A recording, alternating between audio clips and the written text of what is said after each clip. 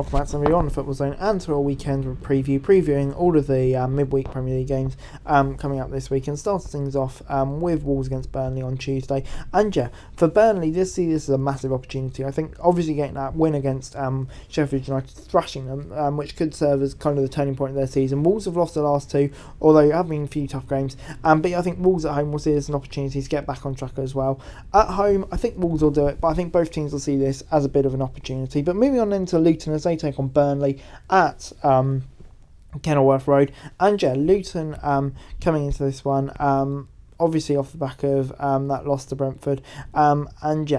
Arsenal 5 wins on the trot now, really looking in strong form at the moment. 2 points clear, at the top of the table. So yeah, they'll be looking to continue the momentum, playing on Tuesday as well, getting an early advantage over their rivals. So I'm going to say it will be a win for Arsenal here. I think they'll win quite easily, 3-0. Moving on into Brighton as they take on Brentford on Wednesday in the Premier League. And yeah, Brighton coming into this one, obviously, losing to Chelsea last time out, but that disappointing result, because before that, they were on a pretty decent run of form. But, still 8th place, still in and around in the mix. But Brentford defeating Luton 3-1. So, yeah, I think both teams will be coming into this one pretty confident. I think the Amex really is a tough place to go, isn't it? So Brentford will need to be at their best. But I think at home, Brighton will fancy themselves. I'm going to say 2-1. Moving on then to Forest as they take on Nottingham Forest. Fulham, as they take on Nottingham Forest at Craven Cottage. And yeah, Fulham, it's just been a bit inconsistent for them recently, but for Nottingham Forest it's been 3 straight losses. And yeah, these kind of things always happen when Forest are under bad form. The pressure really does seem to be growing on them, under Steve Cooper especially. So yeah, I think I'm going to say Fulham will get the win here. I'm going to say it will be 2-1. Moving on into Sheffield United as they take on Liverpool at Bramall Lane. And Sheffield United, yeah, of course, Chris Wilder is back in the hot seat after Paul Heckingbottom was sacked. For me, yeah, I don't know, I still would have given Hecky more time. Did such a great job to get them out of the Championship last year. Just feels a bit harsh, but after the result last night, it was understandable. And Chris Wilder, is he maybe the most qualified person for the job anymore? I would say possibly not. Maybe it's more for sentiment than anything else. And yeah, he's got a very tough start. With the way Liverpool are playing at the moment, I can only see a win for Liverpool here. Moving on into Villa as they take on Man City at Villa Park. And yeah, Villa coming into this one, obviously, I think they'll be disappointed by that draw to Bournemouth last month. Man City will be disappointed by that draw to Tottenham. But before that, both teams are on really good run of form, and I think there's no reason why they won't be feeling very confident heading into this one. And yeah, I'm going to say it will be a draw. I think Villa, they're so strong at home. I can see them potentially holding Man City here. And yeah, I think that would be a really great result for them.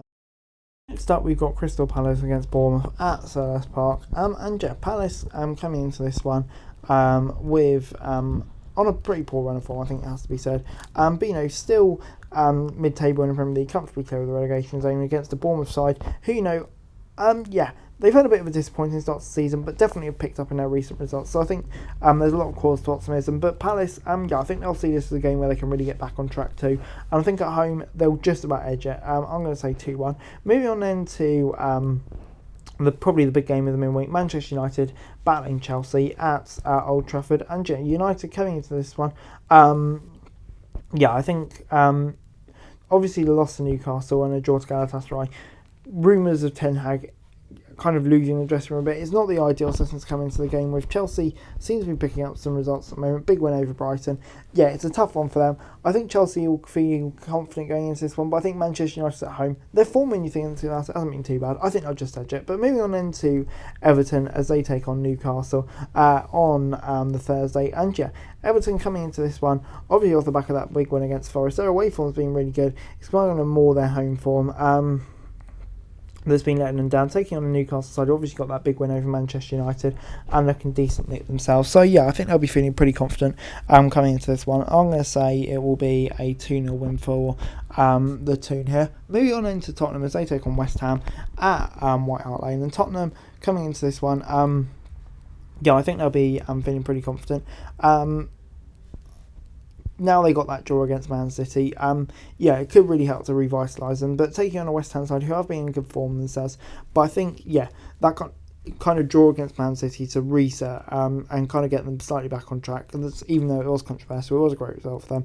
I'm going to say Tottenham will get the win here. I'm going to say 2-1 to the Spurs. But anyway, guys, that's it really. Thanks so much for watching. Like, share, subscribe. That's every daily football news and scroll channel is going to be greatly appreciated. Thanks so much for watching. Peace out.